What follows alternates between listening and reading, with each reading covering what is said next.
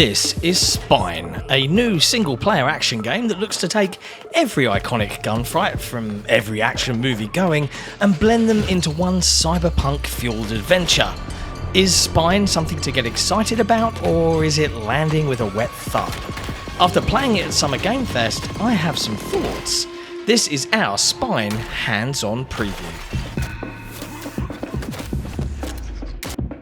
In Spine, you play as Redline, a rebellious street artist. She has, through plot reasons not yet known, been paired with a sentient combat implant, Spine. Together, they're taking out an evil megacorporation named Tensor, and getting to know each other along the way. The demo I tried is early alpha, and there were some bugs and hiccups, but it communicated what the developers were going for really well. It has us a little way into the story as Redline seeks information in a seedy-looking bar. Her attempt at some diplomacy goes awry, and it's not long before we're kicking ass and shooting bad guys in the face. Developed in Unreal Engine 5, Spine focuses on what the developers aptly refer to as free-flowing gun fu, with a host of motion-captured ass-kicking moves, usually featuring guns. From a gameplay perspective, think Sifu mixed in with the Batman Arkham games and you'd probably be on the right tracks. Redline always has a pistol by default, and according to the developer I spoke with from Neki, this is something that will be upgradable as you progress through the story. You can always utilise your guns in a typical third-person shooter sort of way, but it's the mixture of hand-to-hand combat with guns that is more effective, and looks way cooler too.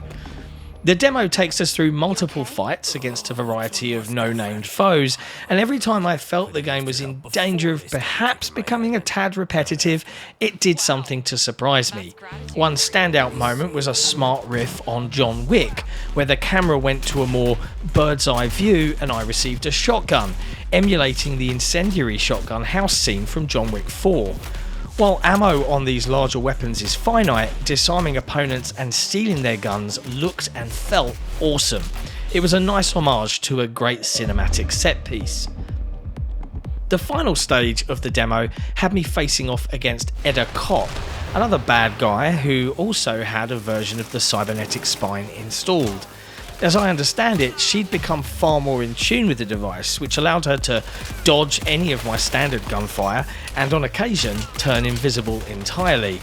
As I wore her down through successive counters, she started to send tons of creepy spider bots in my general direction.